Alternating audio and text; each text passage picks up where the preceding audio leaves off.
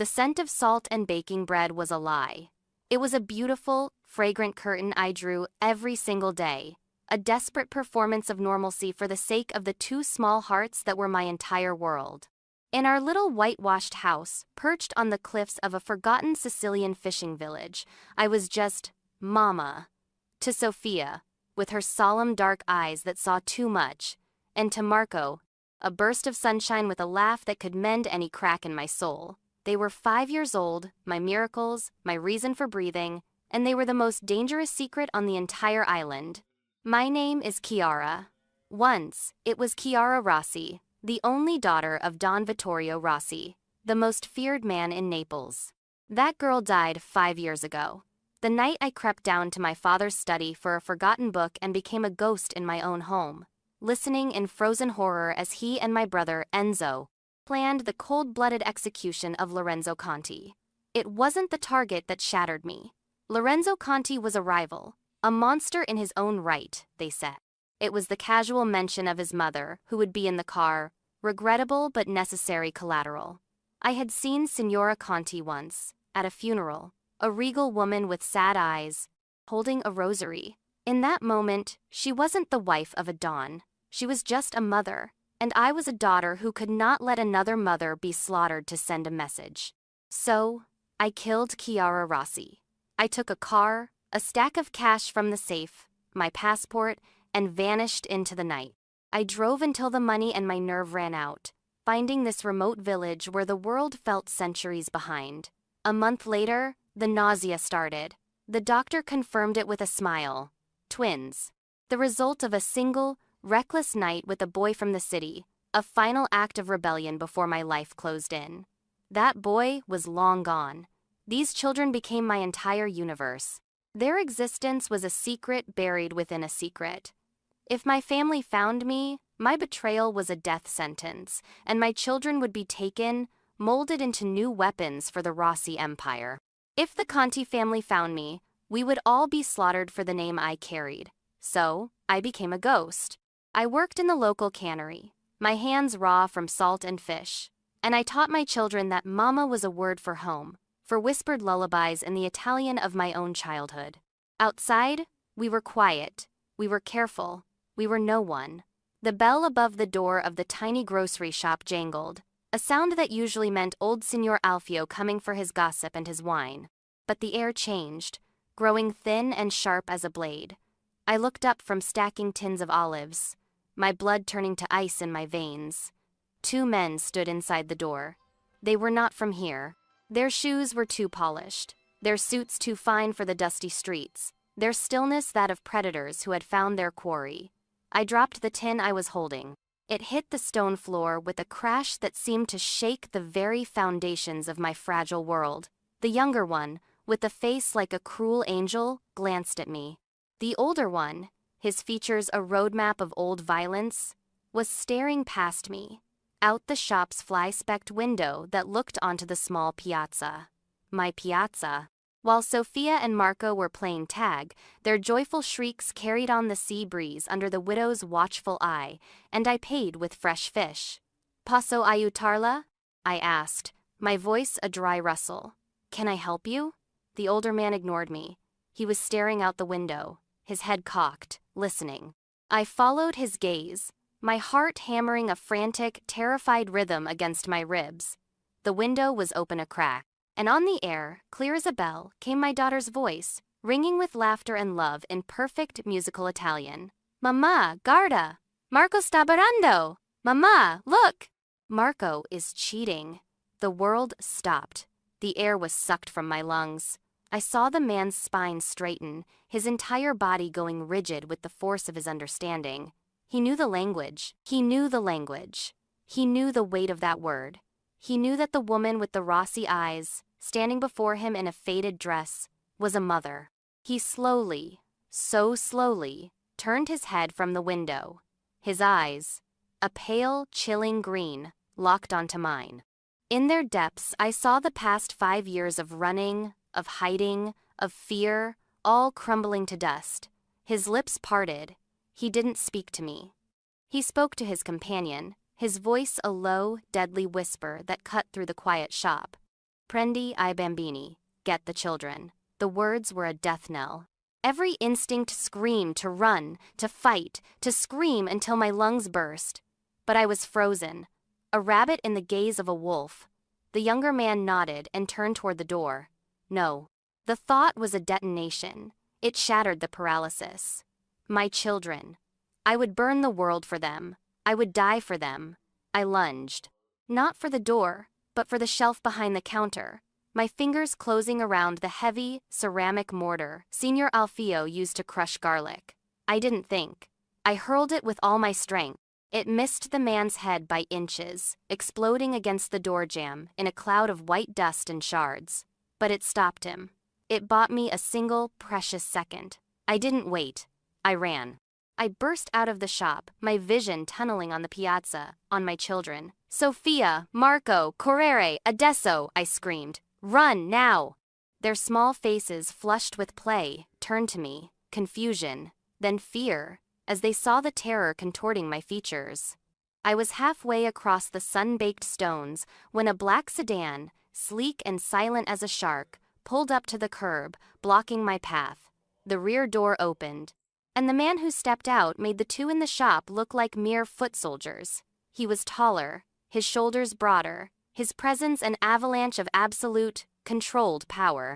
He wore a simple black shirt and trousers, but they did nothing to disguise the lethal grace in his stance.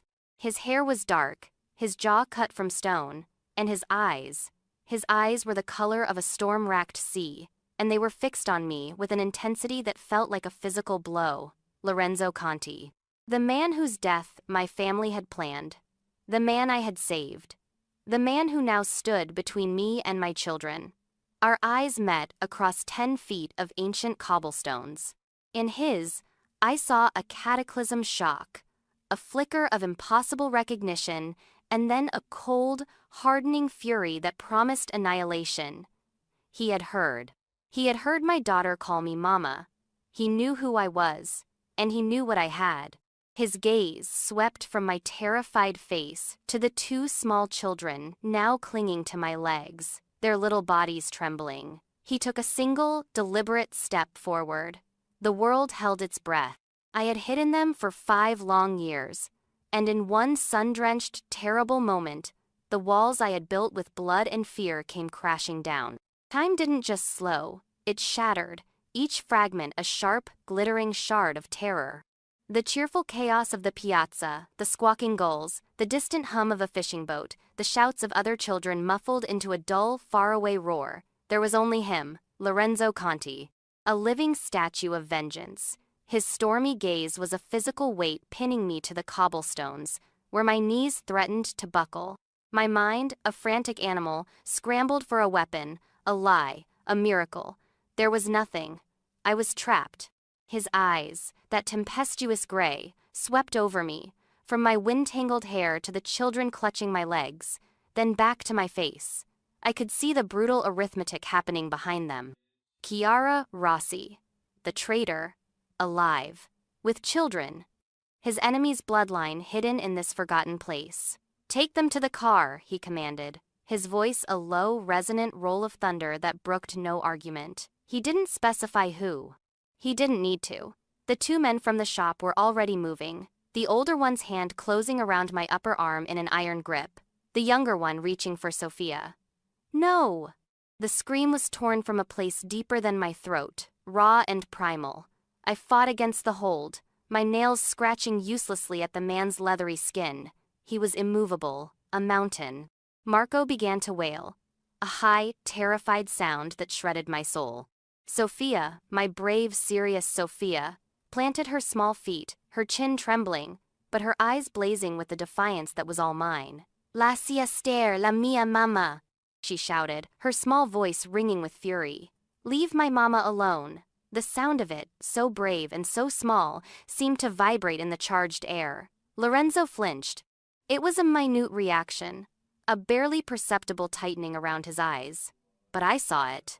He looked at Sofia, truly looked at her, and for a fleeting, impossible second, the fury in his gaze was joined by something else, something unreadable and complex. Non toccateli, he said, his voice dropping to a deadly whisper. Please do not touch them. The younger man froze, his hand hovering inches from Sophia's shoulder. Lorenzo's attention returned to me, a laser of cold fire. Verrete con me, tutti. In silenzio. Oh, la situazione diventerà spiacevole per I bambini. You will come with me, all of you. Quietly. Or, this will become unpleasant for the children. It wasn't a threat. It was a simple, chilling forecast. The choice was an illusion. I could go willingly, or my children would be exposed to the violence I had spent my life shielding them from. I looked down at their faces, pale and streaked with tears. My beautiful, innocent babies. I had one card left to play, one desperate, dangerous truth. I met his gaze, my own eyes pleading, my voice a ragged, broken whisper. Lorenzo, per favor, sono solo bambini. Lorenzo, please, they are just children. The use of his name, the desperate plea in our shared tongue, made his eyes narrow to slits. Tu sai chi sono, he stated. You know who I am.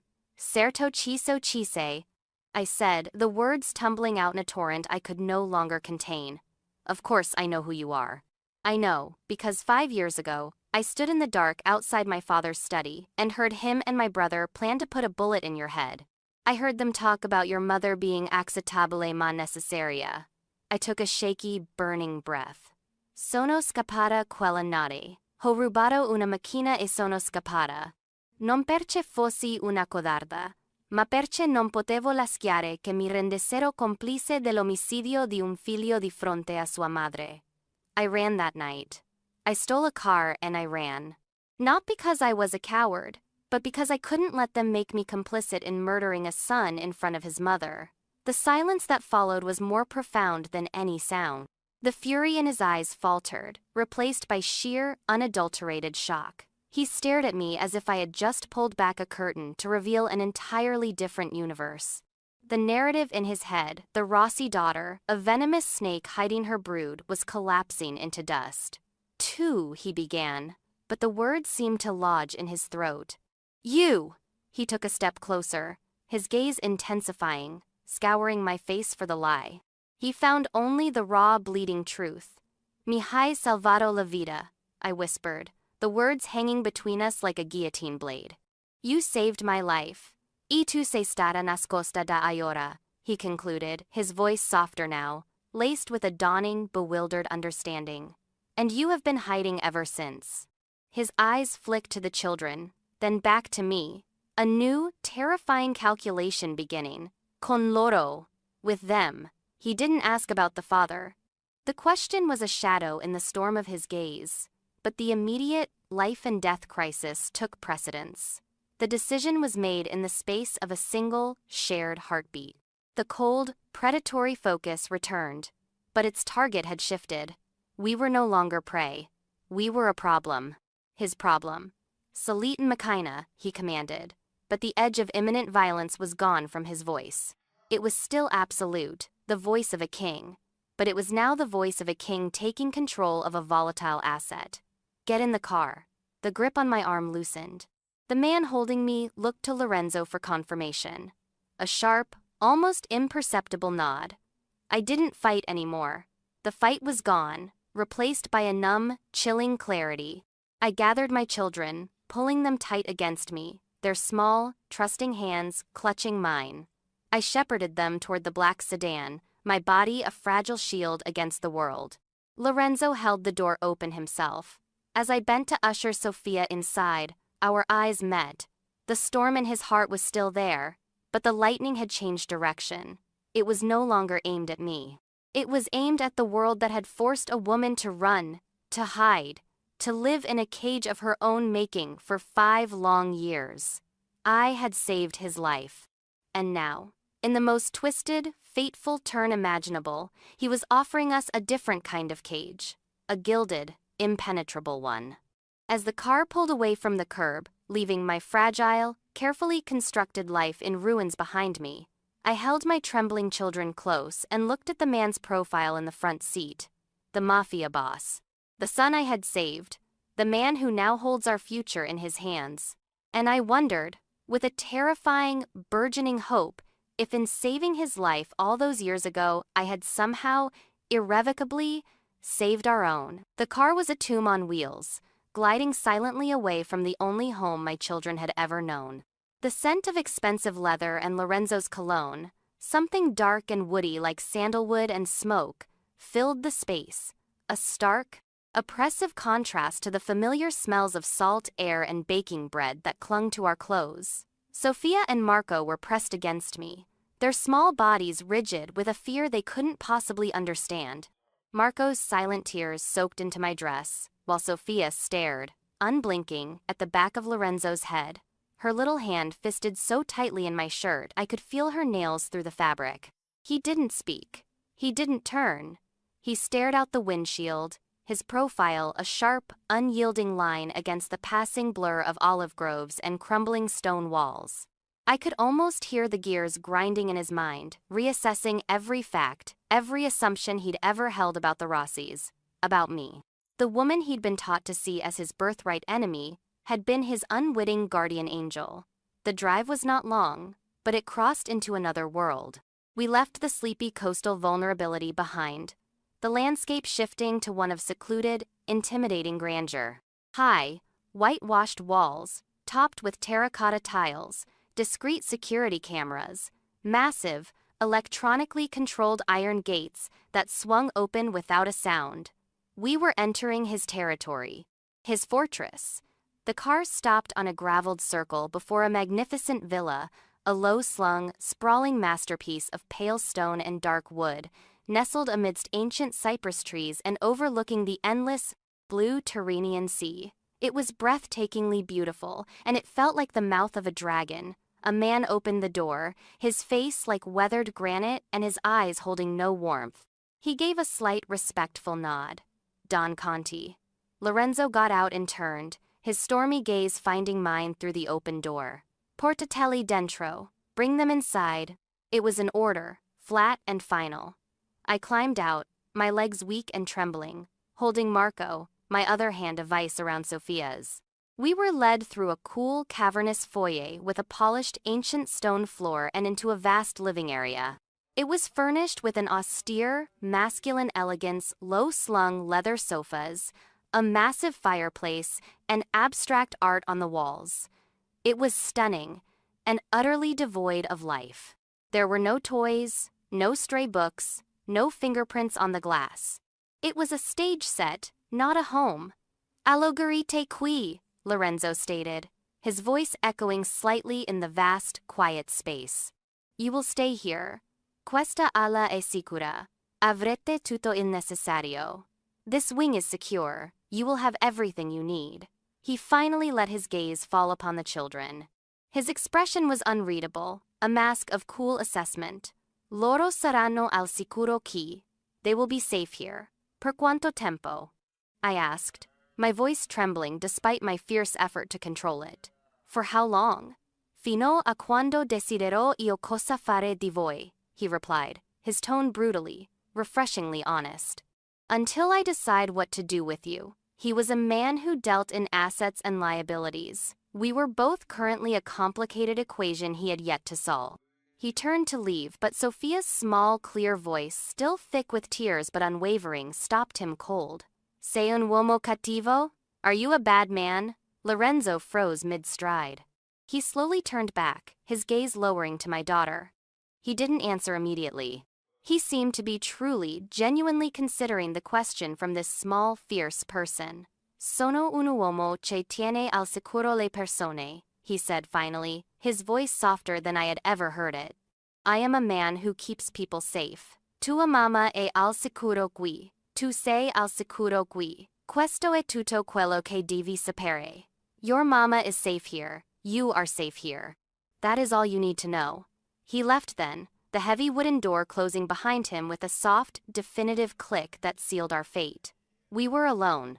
The first few hours were a blur of disorientation and bone-deep fear.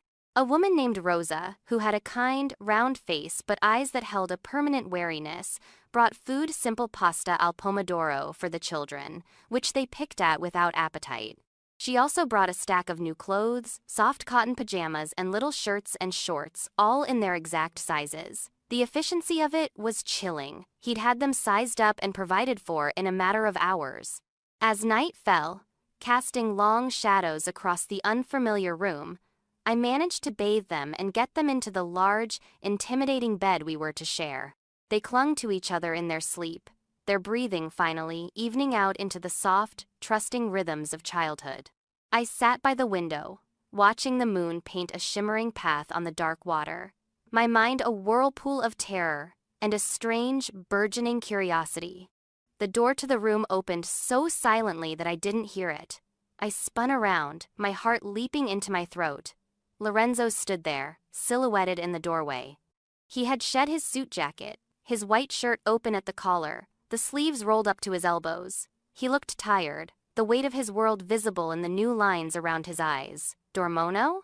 he asked quietly. "Are they asleep?" I nodded, not trusting my voice. He came further into the room, his steps silent on the thick rug. He didn't look at me. His attention was wholly captured by the children sleeping in the center of the vast bed. He stood there for a long moment, just watching them.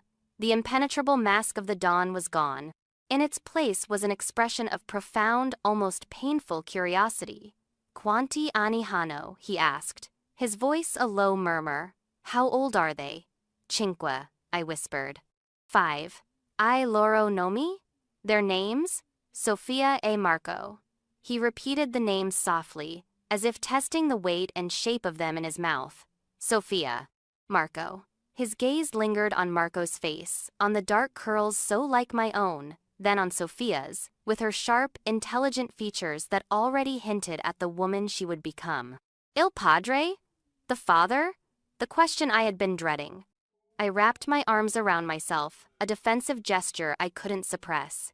"Non era nessuno. Un ragazzo. È stata una notte. Lui non lo sa. Non lo saprà mai." He was nobody. A boy. It was one night. He doesn't know. He never will. I looked at him, my eyes pleading for him to understand this most fundamental truth. Sono mie. Solo mie. They are mine. Only mine. He absorbed this, his gaze returning to the sleeping children. A long silence stretched between us, filled only by their soft breathing. "Parlano italiano." They speak Italian. La lingua del mio cuore," I said, my voice breaking. "Volevo che la conoscessero. Non ho mai pensato." It's the language of my heart. I wanted them to know it. I never thought, "Non ho mai pensato che sarebbe stata la cosa che si avrebbe tradito." I never thought it would be the thing that gave us away. A ghost of a smile, there and gone in an instant, touched his lips. "Il destino ha un crudele senso dell'ironia." Fate has a cruel sense of irony. He finally turned his full attention to me. The moonlight streaming through the window caught the sharp planes of his face, making him look both more severe and more starkly vulnerable. "Mi hai salvato la vita," he said, the words simple, stark, and heavy with a meaning I was only beginning to grasp. "You saved my life." "Tui I tue bambini avete vissuto nella paura per un atto di misericordia, di cui io non sapevo nulla." You and your children have been living in fear because of an act of mercy I knew nothing about. He took a step closer. The space between us crackled with a new, dangerous energy. "Il debito che ho con te è incalcolabile, Chiara Rossi." The debt I owe you is immeasurable, Chiara Rossi. The use of my full name, my old name, sent a shiver down my spine. It was an acknowledgement of all that I was, and all that I had given up. "Non voglio un debito," I said, my voice raw with a hope I didn't dare feel. "I don't want a debt. Voglio solo che siamo al sicuro." I want us to be safe. "Siete al sicuro," he repeated, his voice gaining a new fierce intensity. "You are safe. Finché sarete sotto il mio tetto, sarete sotto la mia protezione. La tua famiglia, I miei nemici, qui non possono toccarvi." As long as you are under my roof, you are under my protection. Your family, my enemies, they cannot touch you here. He looked from me back to the children, a possessive, determined light igniting in the stormy depths of his eyes. Nessuno ve li porterà mai via. Te lo do la mia parola. No one will ever take them from you. I give you my word. It was a vow. From a man whose word was law, whose promise was more binding than any contract. The terror that had been a constant, gnawing companion for 5 years didn't vanish, but it shifted. It transformed from a free-floating, suffocating panic into a focused, manageable fear. The devil I knew was now our sworn guardian, and as I looked at him, standing watch over my sleeping children in the moonlight, I felt the first, treacherous, and undeniable flicker of something that was not fear. It was the fragile, terrifying beginning of trust. The days that followed were a surreal lesson in adaptation. We were prisoners, yet our cage was a sun-drenched paradise, filled with the scent of lemon trees and the distant, rhythmic crash of waves on the cliffs below. The children, with the boundless resilience of the very young, slowly began to uncoil. The vast, walled gardens became their new, endless kingdom. Marco, his terror forgotten, chased iridescent lizards through the rosemary bushes, his laughter once again a bright, musical sound. Sophia explored with a quiet, methodical curiosity, collecting interesting stones and asking Rosa the names of every flower. Lorenzo was a ghost in his own villa. We would see him a dark silhouette in a distant window, the low murmur of his voice from behind the closed door of his study, the sound of his car arriving or departing. He kept his distance, but his presence was a constant, a gravitational force pulling at the edges of our new world. He was observing us, learning us. I could feel his gaze like a physical touch, and I, in turn, was observing him. I saw the way his men, hard-faced and dangerous, moved with an absolute deference. I saw the quiet, ruthless efficiency with which his empire was run from that secluded study. This was not the chaotic, blustering brutality of my father's world. This was a cold, precise machine, and Lorenzo Conti was its master. One afternoon, I found Sophia in his library, a room I had avoided for its imposing, masculine energy. She was standing on her tiptoes, straining to reach a large, leather-bound book on a high shelf. Before I could step in, a shadow fell over her. Lorenzo. He had entered as silently as a panther. He didn't speak. He reached up, his movements fluid and sure, retrieved the heavy book and handed it to her. It was a beautifully illustrated collection of Sicilian folktales. Sophia looked from the book to his face, her expression solemn. "Grazie," she whispered. "Thank you." He gave a single, slow nod, his stormy gaze unreadable. Then he turned and left without another word. It was a small moment, insignificant to anyone else. But to me, standing frozen in the doorway, it was a seismic shift. He was not just tolerating their presence, he was engaging with it. He was seeing them as people. That evening, Rosa brought our dinner to the small table in our private sitting room. But the routine was different. Don Conti richiede la vostra presenza per cena, nella sala da pranzo principale, she said, her tone making it clear this was not a request I could refuse. Don Conti requests your presence for dinner in the main dining room. My heart stuttered. A formal dinner. With him. What did he want now? I dressed the children and myself in the new clothes provided, a simple but elegant linen dress for me, and tiny, perfect replicas of casual wear for Sophia and Marco. We were led to a dining room that could have hosted a small army. A long, ancient table of dark wood gleamed under a massive iron chandelier. Lorenzo was already there, standing at the head of the table. He looked every inch the Don, dressed in a dark, open-collared shirt, but his posture was less rigid than usual. He pulled out the chair to my right. The children were seated opposite, on polished wooden booster seats that had magically appeared. The meal was a quiet, awkward affair at first. The children were shy, eating with a concentration that was comical in its intensity. Lorenzo didn't try to force conversation. He watched, his gaze moving from Marco, who was meticulously separating his peas from his risotto, to Sophia, who was watching him with that same unnerving, analytical focus. It was Sophia who broke the silence. She pointed her small fork at him. Abiti qui tutto da solo? Do you live here all alone? Lorenzo set down his wineglass. Si, he said. Yes. È una casa molto grande per una persona, she observed, her tone matter-of-fact. It is a huge house for one person. Lo è, he agreed, a flicker of something amusement in his eyes. È troppo silenziosa. It is. It is too quiet. Marco looked up, a smear of food on his cheek. Io non sono silenzioso. La mamma dice che sono rumoroso. I'm not quiet. Mama says I'm loud. A sound, rough and unfamiliar, escaped Lorenzo. It took me a moment to realize it was a laugh. A real, genuine, unguarded laugh. It transformed his entire face, smoothing the harsh lines, making him look years younger and devastatingly handsome. My breath caught in my throat. He was beautiful. Posso vederlo, he said to Marco, his voice warm with that lingering laughter. I can see that. E di cosa ti piace fare rumore? And what do you like to be loud about? The dam broke. Marco launched into an enthusiastic, jumbled story about the lizard in the garden, about the big black car, about the Signora Gentile, who brought them cookies. Sophia, emboldened, began to ask questions about the grim-looking portraits on the walls. Lorenzo answered them patiently, seriously, as if he were addressing a board of directors. He didn't dumb it down for them. He told Sophia the subject's name, their relation, and the history they represented. She listened, rapt.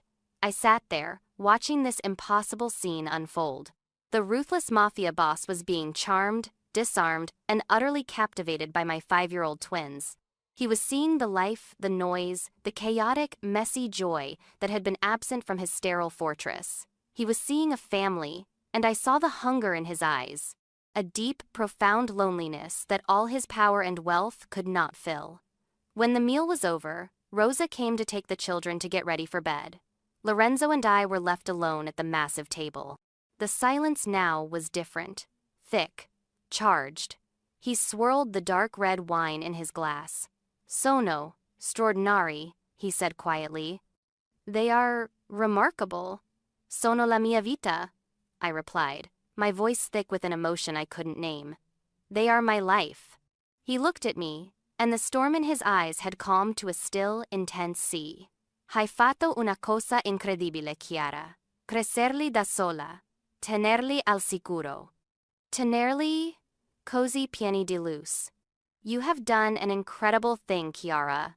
Raising them alone. Keeping them safe.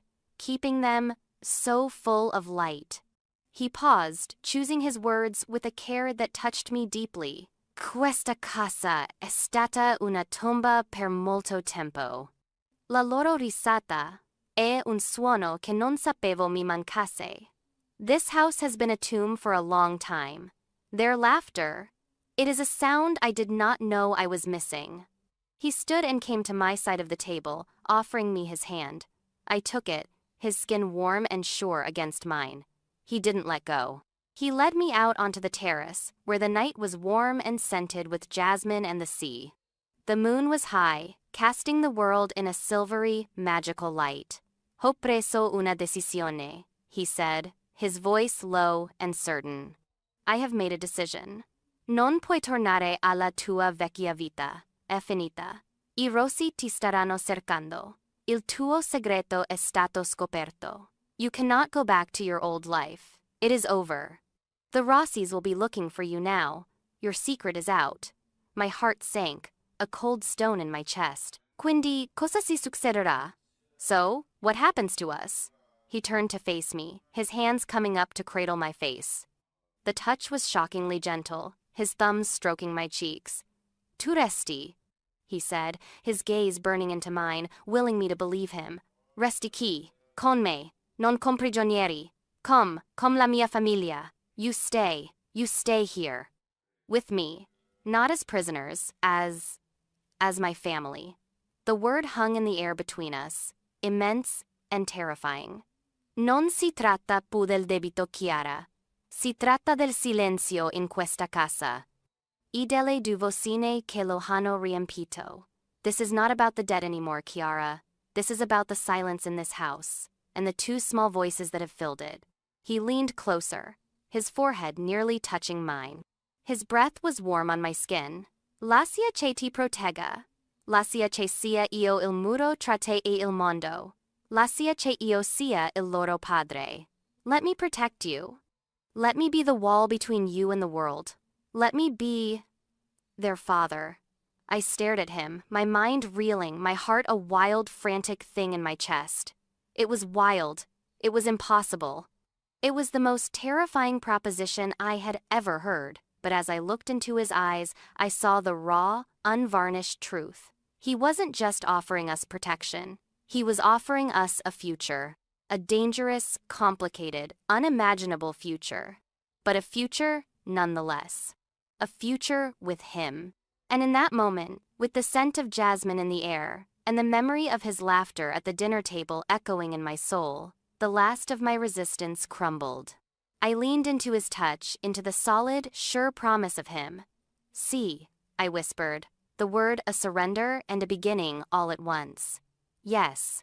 And for the first time in 5 years, the word felt not like a sentence, but like a key. The word see was not an end, but a detonation. It shattered the remaining walls between our worlds, not with violence, but with the quiet, seismic force of a shared future. The villa, once a beautiful prison, began a slow, miraculous transformation. It was no longer just his fortress. It was becoming our home. The children's presence, once a contained anomaly, now seeped into every corner. A brightly colored wooden train appeared under the grand piano in the living room. A picture book about sea creatures was left open on a low leather ottoman. A small, lumpy clay bowl Marco made at the local artisan's workshop held a place of honor on the massive dining table. Lorenzo didn't just permit it. He seemed to cultivate it. He was a man of his word, building the family he had claimed with a terrifying, focused intensity. He was not a natural with children. His movements were too deliberate, his voice sometimes too gruff, but he was a fast, astonishingly dedicated learner. He learned that Marco needed a specific, ridiculous goodnight ritual, involving 3 kisses, a story about a brave mouse, and the blanket tucked in just so. He learned that Sophia, while she loved his serious answers, also secretly adored being swung high into the air until she shrieked with laughter. He was patient, he was present, and he was, to my continual astonishment, deeply, genuinely kind. Our own relationship unfolded in the quiet spaces between his duties and the children's needs. It was a slow, cautious, breathtaking dance. We talked for hours on the terrace after the children were asleep, the stars a brilliant blanket above us. He told me about the immense, lonely weight of his legacy, the constant vigilance that was as natural to him as breathing, the sacrifices he'd made long before he ever knew what he was sacrificing for. I told him about the bone-deep fear of those 5 years, the constant looking over my shoulder, the sheer exhaustion of being the only pillar holding up our small, trembling world. We were 2 halves of a whole, broken by different versions of the same violent inheritance, finding a strange, perfect, and terrifying fit. One evening, he didn't come to the terrace. A faint sense of unease led me to the children's room. I found him there, sitting in the dim glow of a nightlight, simply watching them sleep. He looked up as I entered, his expression raw and unguarded in the soft light. Non mi sono mai permesso di volere tutto questo, he confessed, his voice a rough whisper. I never allowed myself to want this. Una famiglia è la vulnerabilità suprema. I miei nemici la vedrebbero come un'arma. A family. It is the ultimate vulnerability. My enemies would see it as a weapon. Siamo un'arma? I asked, my heart in my throat. Are we a weapon? He stood and came to me, his hands framing my face, his touch both possessive and reverent. No, he said, his gaze burning with a fierce, protective light. Sei la mia forza. Loro sono la mia ragione. Per la prima volta, non combatto solo per mantenere un territorio. Combatto per un futuro. Il nostro futuro. No, you are my strength. They are my reason. For the first time, I am not just fighting to hold territory. I am fighting for a future. Our future. He kissed me then, and it was nothing like the first desperate kiss in the garden, or the tender one on the terrace. This was a vow. A promise sealed in the dark, surrounded by the soft sounds of our sleeping children. It was the beginning of everything. The outside world, with all its dangers, did not disappear. Lorenzo's Cold War with my family intensified. He used the knowledge I provided, their patterns, their weaknesses, the secret fears I knew so well, to dismantle their operations systematically. It was a brutal, silent conflict, fought in boardrooms and on docksides, a chess game played with human lives. But he never brought that violence home. He never let the shadow of it touch the children. Our home was a sanctuary, a bubble of impossible normality. A year passed. The change in the children was profound. They thrived under the stability, the love, the sheer, unshakable security Lorenzo provided. Marco's laughter was a constant, joyful soundtrack to our days. Sophia's quiet intelligence was nurtured and challenged. She followed Lorenzo around like a tiny, serious shadow, absorbing his world with a frightening acuity. They called him Papa Lorenzo. The title, once so impossible, now felt as natural and essential as the air we breathed. On the anniversary of the day he brought us to the villa, he took me to the cliff's edge behind the property, the same spot where we had first truly spoken. The sun was setting, a blazing orb of orange and fire sinking into the wine-dark sea, painting the sky in a masterpiece of color. He took my hands in his grip strong and sure. "Chiara," he began, his voice steady but filled with a depth of emotion that made my eyes sting. "Mi hai ridato la vita 2 volte. La prima con il tuo coraggio 5 anni fa, e poi de nuovo portando la tua luce nella mia oscurità. You gave me back my life twice. First with your courage 5 years ago, and then again by bringing your light into my darkness." He dropped to one knee on the soft grass. My breath hitched, the world narrowing to this man, this moment. He pulled a small, black velvet box from his pocket. Inside, nestled against the silk, was a ring. A central diamond, brilliant and clear, was flanked by 2 smaller, perfect emeralds. "Per Sofia e Marco," he said softly, his gaze holding mine, baring his soul. "For Sofia and Marco, e per te, il centro del nostro mondo, la donna che mi ha salvato, che si è fidata di me, che mi ha insegnato ad amare. And for you, the center of our world, the woman who saved me, who trusted me, who taught me how to love." He took a deep breath. The Don, the king, was brought to his knees not by an enemy, but by love. "Sposami. Rendi ufficiale questa famiglia. Permettimi di passare il resto della mia vita ad essere il marito che meriti il padre di cui hanno bisogno. Marry me. Make this family official. Let me spend the rest of my life being the husband you deserve and the father they need." I looked at the ring, a perfect, glittering symbol of the beautiful, impossible life we had built from the ashes of fear and betrayal. I looked at this man, my enemy turned protector, turned partner, turned love of my life. There were no more shadows between us, no more secrets, just this brilliant, certain future. "See," I said, my voice strong and clear, tears of pure, unadulterated joy streaming down my face. "See, Lorenzo, sempre. Yes, Lorenzo, always." He slid the ring onto my finger. It was a perfect fit, a cool, heavy band of promise. As he stood to kiss me, the sound of delighted laughter made us turn. Sofia and Marco were running toward us across the grass, having escaped Rosa's watchful eye. They crashed into us, wrapping their small, strong arms around our legs, completing the circle, cementing our vow. Lorenzo lifted Marco onto his shoulders and took Sofia's hand, his other arm pulling me tight against his side. We stood there, the 4 of us, a family forged in secrets and saved by a love that was as dangerous and profound as the sea below, watching the sun finally dip below the horizon, setting the sky on fire. The girl who had hidden in the shadows was gone. In her place stood a woman loved by a king, a mother to his heirs, the heart of his empire. I had hidden my twins for 5 years to keep them safe. I never imagined that safety would taste of salt, air, and laughter, or that it would look like forever, here, with him. The engagement ring was more than jewelry. It was a coronation.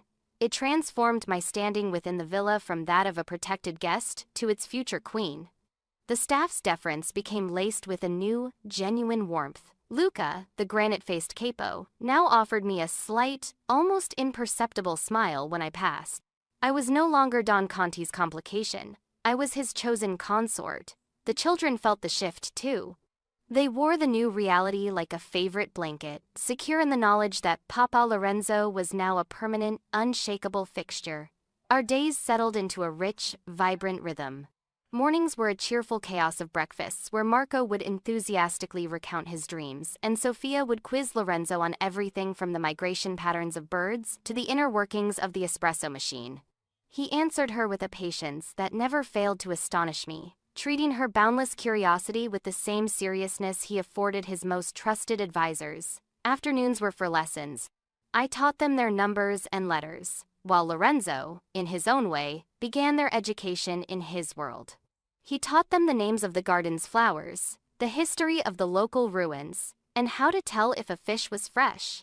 He was preparing them, not for a life of violence, but to be stewards of this land, this legacy. It was a future I had never dared to imagine for them. My own role evolved.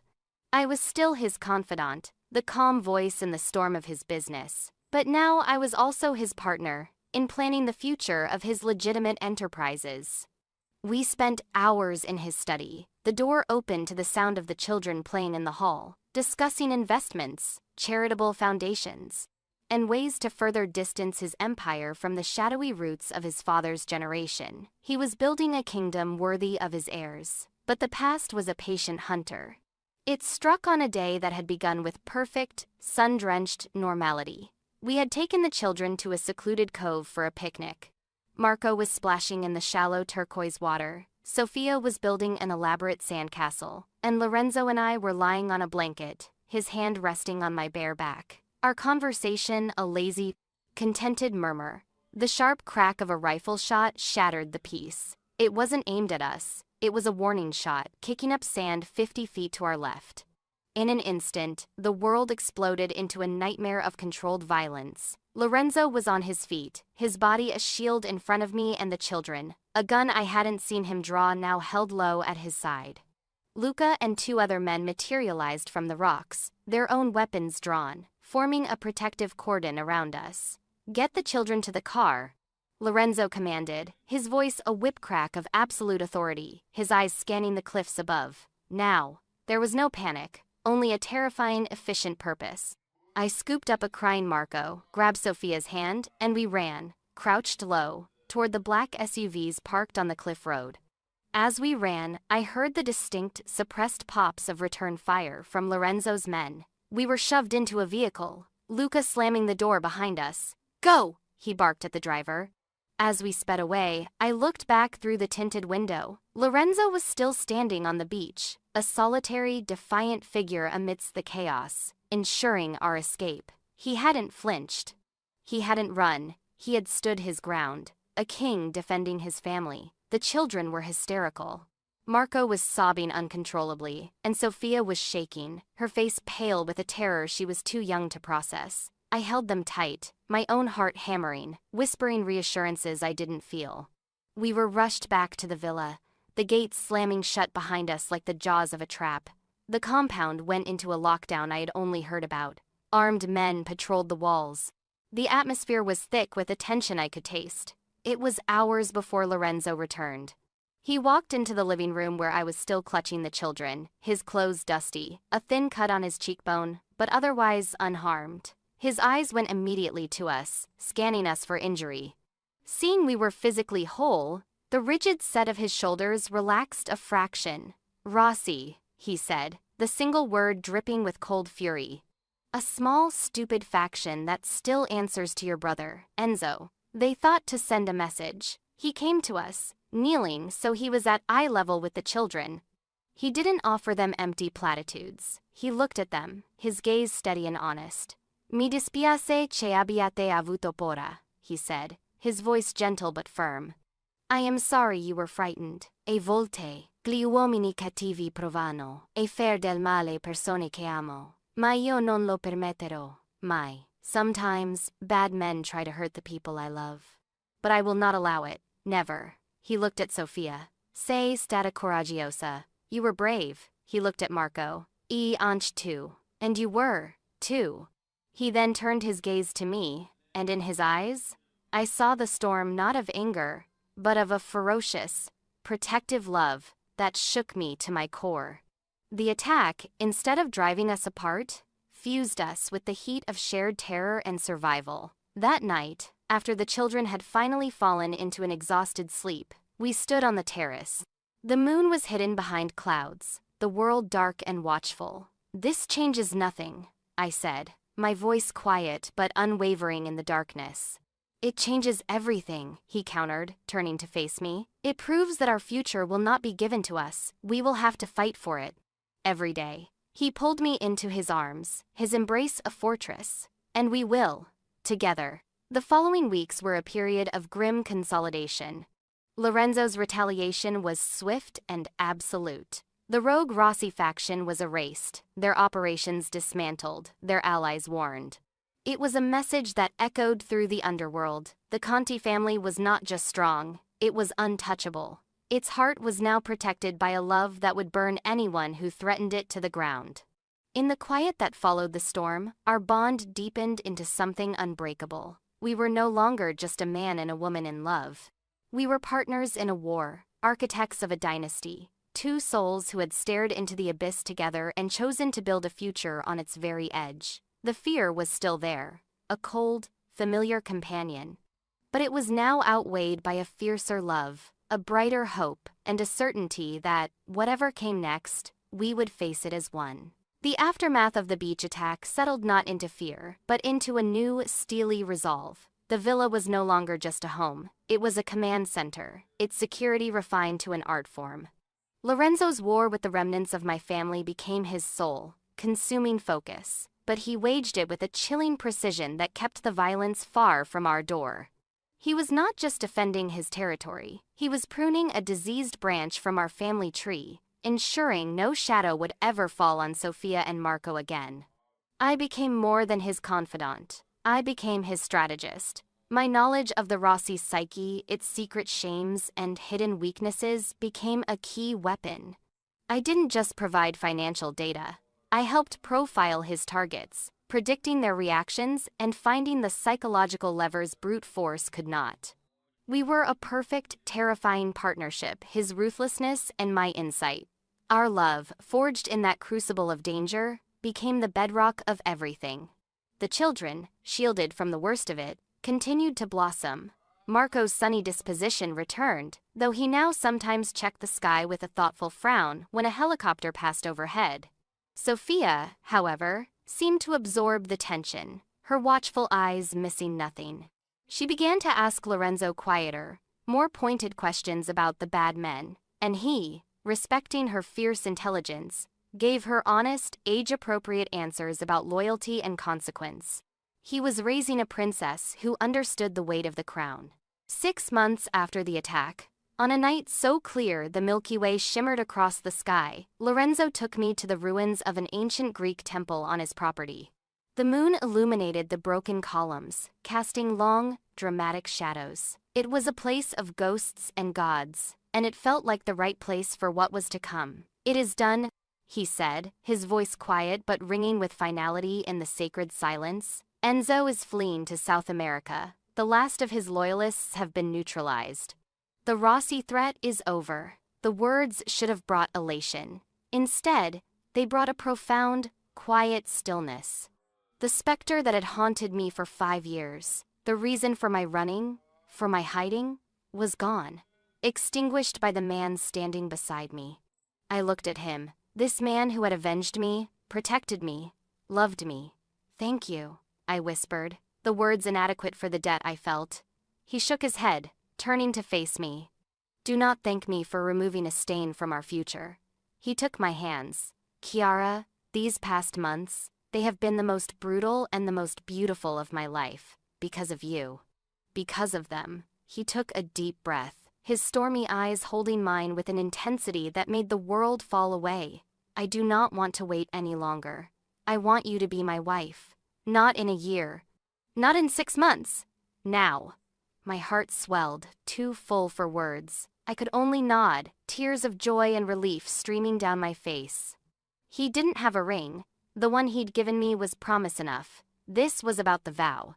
He pulled me into his arms and kissed me under the starlight and the gaze of ancient stones, and it felt like a ceremony more binding than any a priest could perform. We were married 2 weeks later in the small, centuries-old chapel in the village. It was not the large, society wedding a man of his stature could have commanded. It was quiet, intimate, and fiercely protected. Sophia was my flower girl, scattering rose petals with a solemn dignity that made my heart ache with love. Marco, as ring-bearer, nearly dropped the pillow twice, his grin infectious.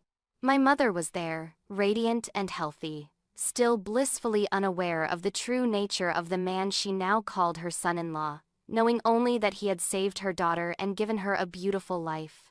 As I walked down the short aisle on the arm of the village mayor, I saw only Lorenzo. He stood at the altar, his gaze fixed on me, and in his eyes, I saw the storm finally, completely, at peace.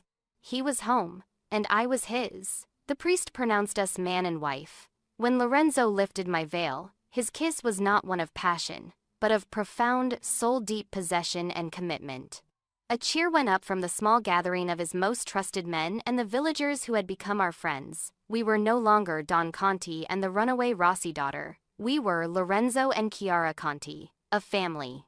The reception was held in the villa's gardens, a vibrant, joyful celebration under strings of fairy lights. There was music, laughter, and the smell of roasting meat and jasmine. For the first time, the villa felt truly, completely alive.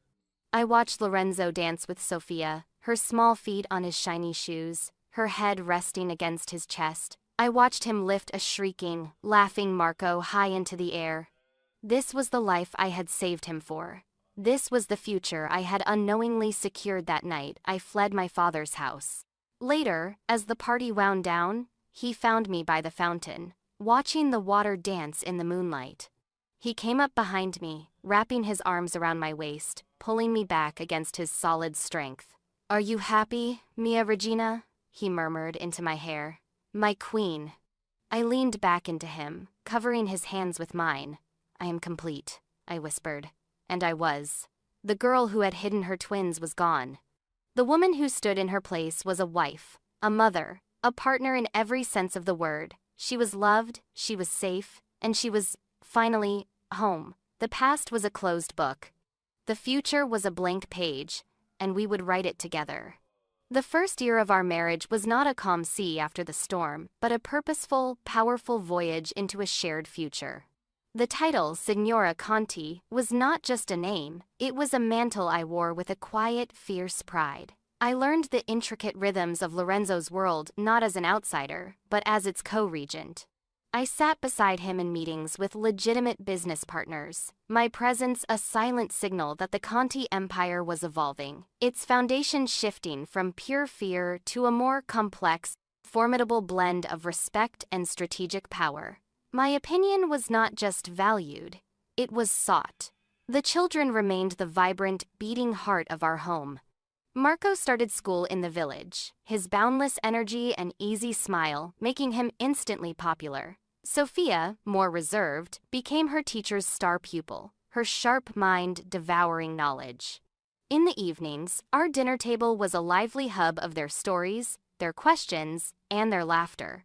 Lorenzo, who had once dined in solitary silence, now presided over this beautiful chaos with a look of profound contentment I doubted he ever thought he'd wear. He was a father in every sense that mattered.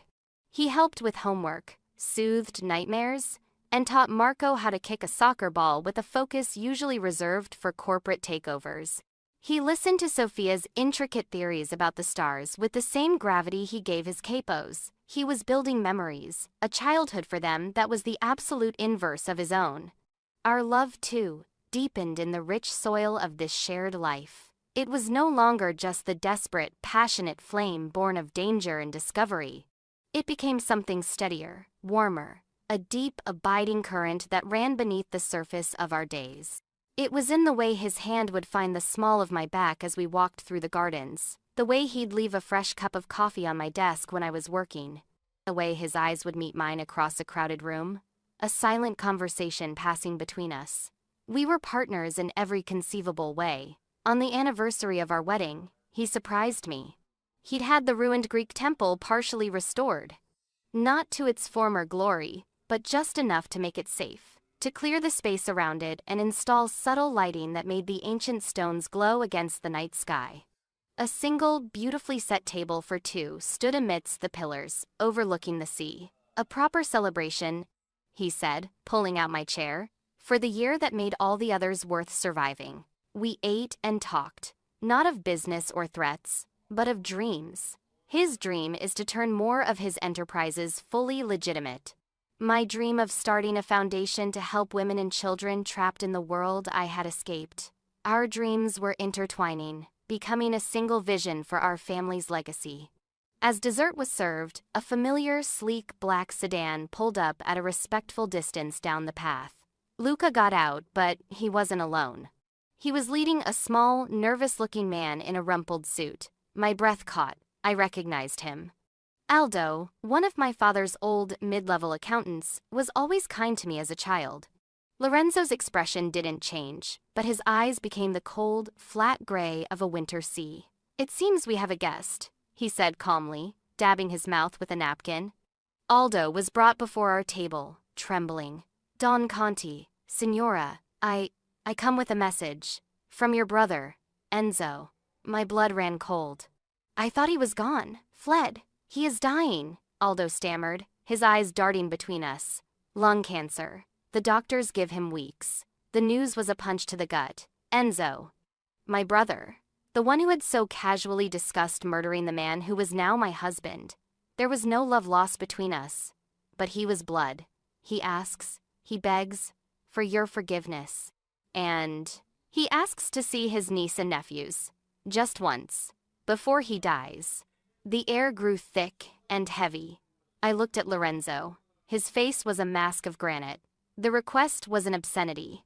After everything, after the hunting, the attack on the beach, the years of fear, to ask to lay his eyes on my children. "No," Lorenzo said. The single word, absolute, final, and colder than ice. "The answer is no." Aldo flinched, nodding rapidly. "I understand, Don Conti. I will tell him." "You will tell him this," Lorenzo said, leaning forward slightly, his voice dropping to a deadly whisper. "He will die alone, as he lived. He will never speak their names. He will never look upon their faces. The Rossi line ends with him, in the shame and failure he earned. That is my message." Aldo practically bowed, backing away before turning and scurrying back to the car. The silence he left behind was deafening.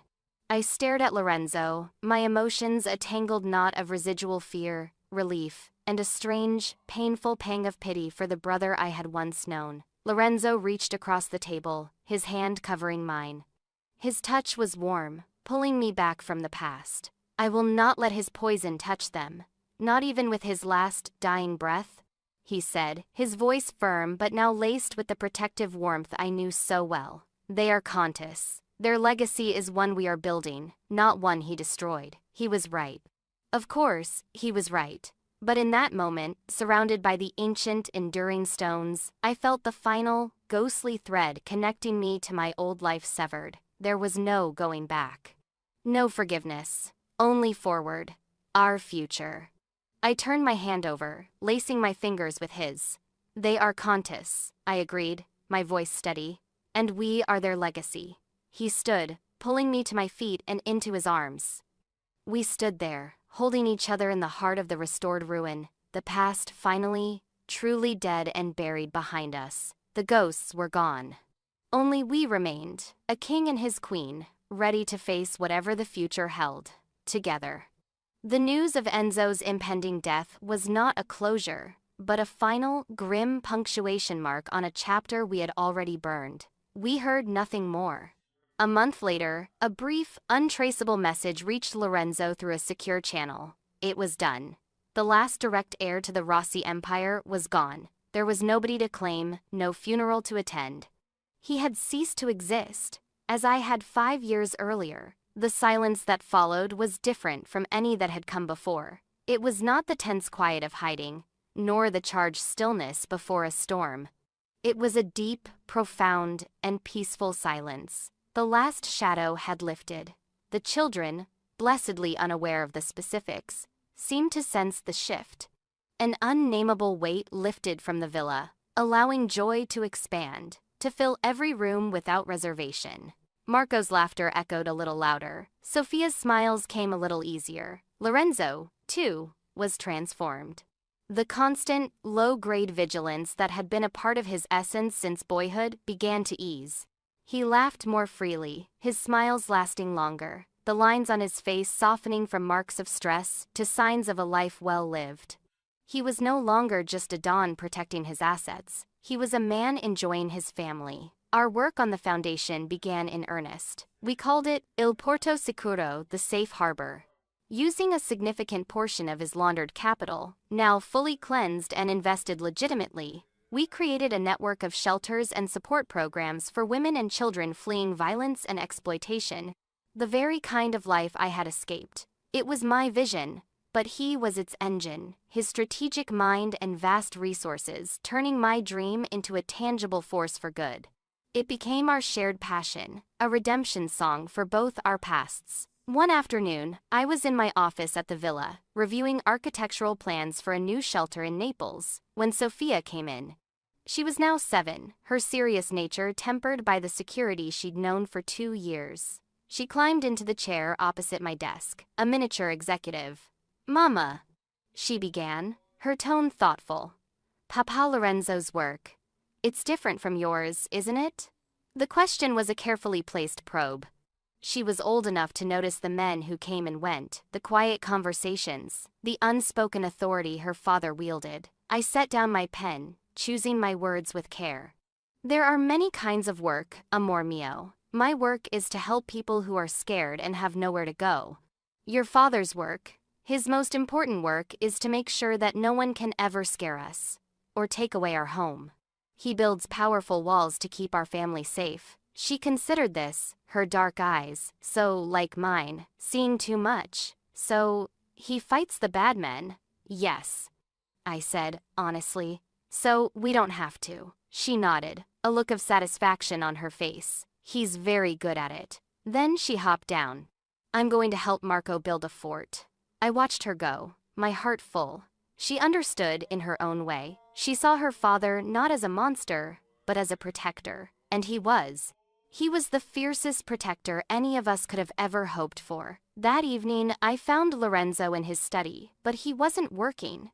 He was standing at the window, watching Sophia and Marco in the garden below, trying to drag a large fallen olive branch to build this fort. A soft smile played on his lips. "She asked me about your work today," I said, coming to stand beside him. He didn't look away from the window. "And what did you tell her?" "That you build strong walls to keep us safe." He was silent for a moment. Then he slid his arm around my waist, pulling me close. "That is the only work that matters now," he murmured, his voice thick with emotion. "Everything else is just a means to that end." He turned to me then, his gaze intense. "We have a meeting in New York next week. For the foundation. Please come with me. I want us to stand together, in the light, as who we are." It was a significant step. A public declaration of our partnership, not just in our private world, but on a global stage. "And the children?" "They come with us," he said firmly. "This is their legacy too. They should see it." The trip was a whirlwind. New York was a shock of noise and light after our secluded Sicilian life. But Lorenzo was in his element, a different kind of king in this concrete jungle. In the boardrooms of philanthropists and the halls of charities, he was Don Conti, a powerful, legitimate benefactor.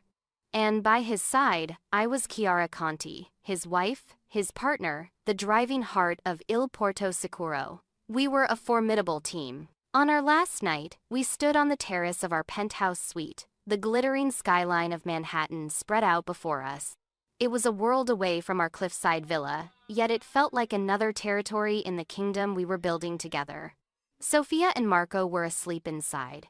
exhausted and exhilarated by the adventure. We could have a life here, part of the time, Lorenzo said, his arm around me. The Foundation's headquarters should be here. It's the center of the world. I leaned my head against his shoulder. Our center is wherever you and the children are, I replied. But yes, we can have both, the quiet of home and the noise of the world. We don't have to hide from either anymore. He turned me in his arms, his face illuminated by the city lights. We have everything, Chiara. Everything I never knew I wanted. He kissed me, and it tasted of the future, a future without limits, without shadows. A future we had wrested from the jaws of a violent past and made entirely, beautifully, our own. We had gone from a desperate knock on a door to commanding the attention of the world, and we had done it together. The New York trip was a catalyst. It flung open the doors to a world I had only ever observed from the periphery. The success of Il Porto Sicuro was immediate and profound. Our story, the reclusive Italian billionaire and his wife, a former victim of the very violence they now fought, was a powerful narrative that opened wallets and doors. We were featured in glossy magazines, not in the crime sections, but in the society and philanthropy pages. Lorenzo Conti was no longer just a whispered name. He was a public figure of influence, and, to the world's astonishment, a devoted family man. We maintained our home in Sicily as our sanctuary, our true north, but we now split our time between the cliffside villa and a stunning penthouse overlooking Central Park. The children adapted with remarkable flexibility. Marco became a minor celebrity at his New York private school, his cheerful confidence and exotic accent making him instantly popular. Sophia, more introverted, found her tribe in the library and the science labs, her intellect nurtured by some of the world's best minds. Lorenzo thrived in this new, dual existence. In Sicily, he was the Don, the patriarch, the landowner whose word was law. In New York, he was the visionary CEO, the philanthropist, the man who commanded boardrooms with the same effortless authority he wielded over his men. And through it all, he was a present, doting father. He never missed a school play, a parent-teacher conference, or a Saturday morning soccer game. He was building a legacy of love, not just of power. On the twins' 8th birthday, we threw a party in our New York apartment. It was a chaotic, joyful affair, filled with a dozen children from their school, the air buzzing with laughter and the sound of tearing wrapping paper. Lorenzo, who had once presided over a silent, intimidating dinner table, was now on his hands and knees, helping a group of kids assemble a complicated Lego spaceship, his brow furrowed in concentration. I watched him from across the room, my heart so full I thought it might burst. This was the man I had saved. This was the father I had given my children. This was the love of my life. Later, after the last guest had left, and the children were tucked into bed, exhausted and happy, we stood on the terrace. The city's lights twinkled below, an artificial constellation. Do you ever think about it? I asked softly, leaning against the railing. The bathroom? The briefcase? He came to stand beside me, his shoulder brushing mine. Every day, he said, his voice quiet, not with regret, with awe, at the randomness of it. It took courage for you to do the right thing when everything in your life was pushing you to do the wrong one. He turned to me, his face etched with a love so deep it was humbling. You didn't just save my life that day, Chiara. You saved my soul. You walked into my darkness, and you turned on a light. You and those 2 incredible children. He cupped my face, his thumb stroking my cheek. You are my miracle. Tears welled in my eyes, not of sadness, but of overwhelming gratitude. We saved each other, I whispered. He kissed me then, a slow, tender kiss that held the weight of our entire journey, the fear, the danger, the passion, the peace. It was a kiss that promised 1,000 more tomorrows, each one brighter than the last. A few months later, we were back in Sicily for the summer. The children were racing through the gardens, their tanned limbs flashing in the sun, their Italian flowing as freely as their English. Lorenzo and I were walking hand in hand through the lemon grove, the air thick with the citrus scent. I have a surprise for you, he said, a boyish grin on his face that I saw more and more often these days. He led me to the cliff's edge, to our spot, but something was different. A small, elegant stone bench had been placed there, carved with a single word, sempre, always. And next to it, a young olive tree had been planted, its leaves silvery in the sunlight. For our family, he said, a tree to grow with us, to put down roots, here, where it all began. I looked from the tree to the bench, to the man beside me, my vision blurring with tears of joy. This was it. This was the life I had dreamed of in my darkest moments. This was the safety I had fought for. It wasn't just the absence of danger, it was the presence of this profound, abiding love. That night, as we lay in our bed, the windows open to the sound of the sea, I thought of the terrified young woman I had been, hiding her children, jumping at every shadow. I thought of the desperate gamble I had taken, trusting the most dangerous man I had ever met. I thought of the battles we had fought, side by side, and the future we had built from the ashes of our pasts. Lorenzo's arm was draped over me, his breathing slow and even in sleep. I nestled closer, feeling the steady, strong beat of his heart against my back. The girl who had hidden her twins was a ghost, a memory. The woman in this bed was a wife, a mother, a force. A king loved her, and she ruled by his side. She had not just found safety, she had built a kingdom. And as I drifted to sleep, the scent of the sea and the sound of my husband's heart was my lullaby. I knew with absolute certainty that our story was only just beginning. The best was yet to come. The years continued to unfold, not as a straight line, but as a beautiful, expanding spiral, each loop building upon the last, richer and more secure. Sophia, at 16, was a force of nature, her mother's fierce heart housed in her father's strategic mind. She spent her summers interning at Il Porto Sicuro's New York headquarters, and her insights into the psychology of the women we helped often surpassed those of our seasoned staff. She had Lorenzo's cool authority and my stubborn compassion, a combination that left no doubt she would one day command the entire Conti empire, both its philanthropic and its business arms. Marco, at 14, was all sunshine and easy charm, a talented artist who saw the world in colors and shapes, his laughter still the sound that could lift any mood in the house. He was the heart, Sophia the mind, and together, they were the perfect embodiment of the world we had built, from love, not fear. Our foundation had grown beyond anything I could have imagined, a global network of safe houses and advocacy programs. It was our life's work, our shared redemption.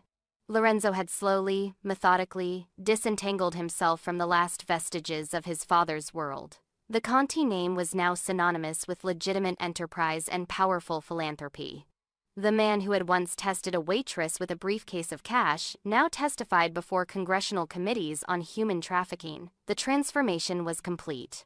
On a bright Sicilian morning, the air warm and sweet with the scent of orange blossoms, we stood as a family at the cliff's edge, by the olive tree Lorenzo had planted years ago. It was now strong and sturdy, its branches offering dappled shade over the stone bench engraved with sempre. We were celebrating Sophia's acceptance to Harvard to study law and international relations. To change the system from within, she'd stated, her gaze as steady and sure as her father's. Lorenzo put his arm around her shoulders, his pride a tangible force. They will not know what hit them, he said, a proud, predatory grin on his face. I looked at my family, my brilliant daughter, my joyful son, and my husband. The man who had once been a storm and was now my anchor. The journey flooded back to me, not as a painful memory, but as the foundation of everything we were. The terror of the grocery shop, the gut-wrenching decision to hand over the briefcase, the terrifying car ride to this very villa, the slow, miraculous unfurling of trust and love. It had all led here. To this perfect, sun-drenched moment. Later that evening, after the children had gone to their rooms, Lorenzo and I sat on our bench, watching the moon rise over the sea, its silver path a bridge to the horizon. He took my hand, his fingers, once instruments of violence, now lacing with mine with a gentle familiarity that still made my heart skip a beat. "Do you ever wonder what would have happened?" he asked quietly. "If you had taken the money?" I leaned my head against his shoulder, the solid, familiar bulk of him my forever sanctuary. "Every day," I confessed. I would have paid the bills. I might have even gone back to school, but I would have spent my life looking over my shoulder, waiting for the other shoe to drop. I would have been rich, but I would have lived in a prison of my own making. I looked up at him, at the man who was my freedom. Instead, I found you. I found this. He brought my hand to his lips and kissed it. That briefcase was the most important investment I ever made.